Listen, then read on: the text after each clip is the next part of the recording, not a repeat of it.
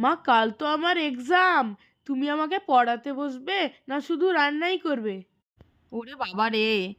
তাই তো আমি তাড়াতাড়ি রান্না টান্না শেষ করে নিচ্ছি পড়াবো বলে। ওই জন্য একদম চটজলদি একটা রান্না করছি। সর্ষে ইলিশ, যেটা দিয়ে পেটও ভরবে, মনও ভরবে। দেখো মাছগুলোকে কিন্তু নুন হলুদ মাখিয়ে একটুখানি রেখে দিয়েছিলাম। তারপরে কিন্তু কড়াতে এপিট ওপিট করে হালকাভাবে ভেজে নিয়েছি। আর মিক্সির জারে কালো সর্ষে, সাদা সর্ষে আর কাঁচা লঙ্কা দিয়ে একটা পেস্ট বানিয়ে নিয়েছি। কিন্তু ইলিশ মাছ খেতে সময়ে যেরকম ভাল লাগে, আমার কিন্তু অসময়েও খুব ভাল লাগে। এই দেখো এগুলো বরফের মাছ, অনেকে কিন্তু খেতে চায় না।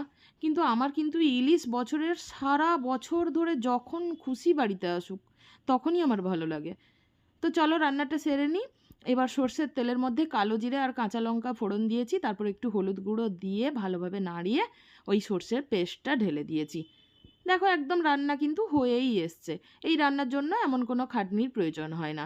এবার তরকারিটা জাস্ট ফুটে উঠলেই মাছগুলো দিয়ে দেবো। এই দেখো মাছগুলো দিয়ে দিচ্ছি। মাছগুলো কিন্তু ভালোই তেল বেরিয়েছিল। অসময়ের মাছ হলেও কি হবে, মাছটা টেস্টিও ছিল আর সেন্টও বেরাচ্ছিল। এবার দেখো তরকারিটা বেশি ফুটাবো না, ফুটে উঠলেই কাঁচা লঙ্কা চেরা আর ধনেপাতা দিয়ে পরিবেশন করব। আর গরম ভাতের সাথে যা লাগছিল, একদম দুর্দান্ত, একদম ফাটাফাটি যাকে বলে। তোমরাও করে খেও কিন্তু।